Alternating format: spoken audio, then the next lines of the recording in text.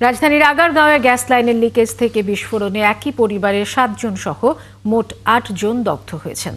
শনিবার ভোরে ঘুমন্ত অবস্থায় এই দুর্ঘটনা ঘটে। আহতদের মধ্যে 2 জন ভর্তি আছেন ঢাকা মেডিকেলের বার্ন ইউনিটে ও জাতীয় বার্ন ইনস্টিটিউটে।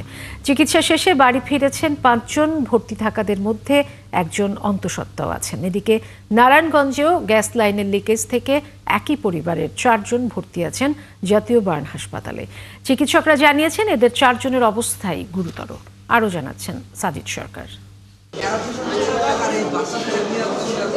আগারগাঁও ইসলামিক ফাউন্ডেশনের পাশে সরকারি স্টাফ কোয়ার্টারে টিনশেড বাসায় ঘুমিয়েছিল মোহাম্মদ আব্দুল জলিল মিয়া এবং তার পরিবারের বাকি সদস্যরা।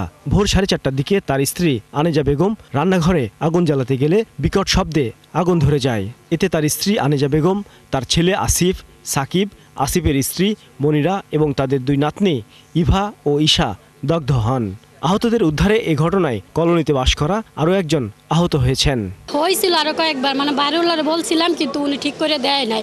উনি অনেক কিপটা লোক, ঘরের বিষয় কিছু বললে ঠিকই করেন। আমরা কয়েকবার নিজেরা টাকা দিয়ে ঠিক করছিলাম, কিন্তু এইবার আমরা আর বুঝতে পারি নাই। বুঝলে আমরা আগেই ঠিক করে নিতাম। ডাক্তার তো আপাতত বলছে 3 জনের অবস্থা খুবই খারাপ, আর বাকি 4 জন আমাদের মোটামুটি সুস্থ, তাদেরকে হয়তো ছুটি হয়ে যাবে। প্রতিবেশীরা আহতদের উদ্ধার করে প্রথমে জাতীয় বার্ন অ্যান্ড প্লাস্টিক সার্জারি ইনস্টিটিউটে নিয়ে আসে।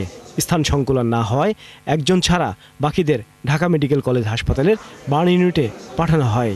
আহত একজন জানিয়েছেন গ্যাস লিকেজের অভিযোগ জানালেও বাড়িওয়ালা ঠিক করে দেয়নি।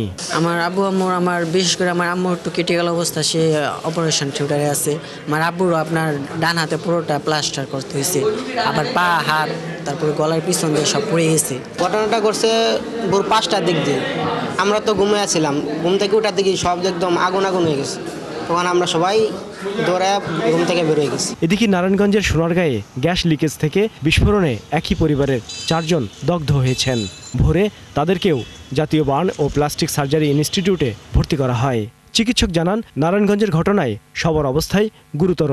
এর মধ্যে আলাউদ্দিন নামের একজনের অবস্থা আশঙ্কাজনক। যেহেতু এটা একটা গ্যাস লিকেজ এবং একটা বদ্ধ জায়গায় হয়েছে, আমরা সাধারণভাবে আমরা সাসপেক্টেড ইনহেলেশন ইনজুরি, যে শ্বাসনালী পুড়ে যাওয়া, ওই হিসাবে ট্রিট করি। এবং বাবা যে আছেন আলাউদ্দিন সাহেব, ওনার শ্বাসনালী আসলে পুড়ে গেছেন এবং ওনাকে আমরা শ্বাসনালী পুড়ে গেছেন ও সেই অবস্থায় আমরা সেইভাবেই ট্রিটমেন্ট করছি। আগারগাঁও এলাকায় দগ্ধ 8 জনের মধ্যে 5 জনকে চিকিৎসা দিয়ে ছেড়ে দেওয়া হয়েছে বলে জানায় চিকিৎসক। বাকিদের অবস্থা এখনও গুরুতর।